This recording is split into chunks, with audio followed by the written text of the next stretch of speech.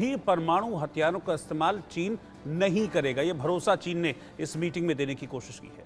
चीनी अधिकारियों ने बातचीत के दौरान अमेरिकी अधिकारियों को इस बात का यकीन दिलाया कि दोनों देशों के बीच जंग में अगर चीन की हार भी होती है तो भी वो परमाणु हथियारों का यानी कि न्यूक्लियर वेपन्स का इस्तेमाल नहीं करेगा।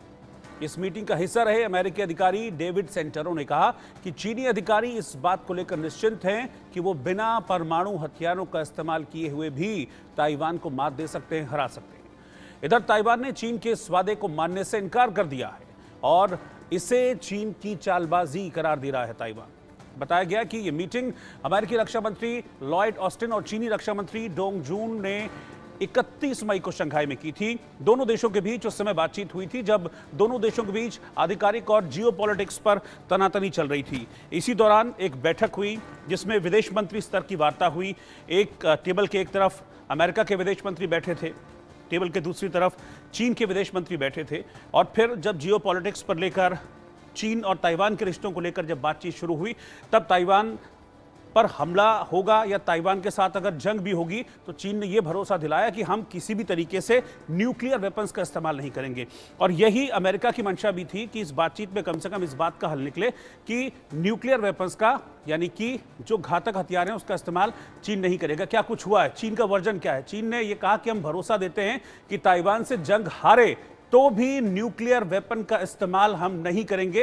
ये दोनों देशों के विदेश मंत्रियों के बीच जो बातचीत हुई है उसमें ये चीन का भरोसा आया है। अब अमेरिका का वर्जन क्या है? अमेरिका कहता है कि चीन ने परमाणु हथियारों में 20% तक का इजाफा किया है और 500 नए जो परमाणु वेपन्स हैं चीन ने डेवलप किए हैं और आने वाले वक्त में चीन अपने परमाणु जखीरे को बढ़ाकर 1000 तक ले जाएगा।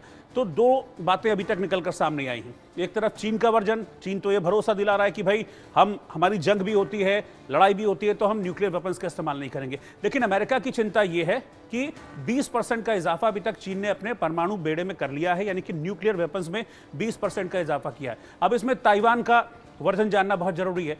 ताइवान ने क्या कहा? ताइवान ने बिल्कुल ये साफ कह दिया कि हमें बिल्कुल भी भरोसा नहीं है, यानी कि चीन जो ये बात कह रहा है कि वो न्यूक्लियर वेपन्स का इस्तेमाल नहीं करेगा, हमें इस बात पे भरोसा नहीं है। अगर मौका पड़ा तो हो सकता है कि चीन हमारे साथ जंग में न्यूक्लियर वेपन्स का इस्तेमाल करे। तो इस मीटिंग में ये 3 वर्जन निकलकर सामने आए हैं। पहले अमेरिका का वर्जन, फिर चीन का वर्जन, उसके बाद ताइवान का वर्जन, जिसमें ताइवान ने साफ तौर पर कह दिया है कि उसे चीन पर रत्ती भर भी भरोसा नहीं है।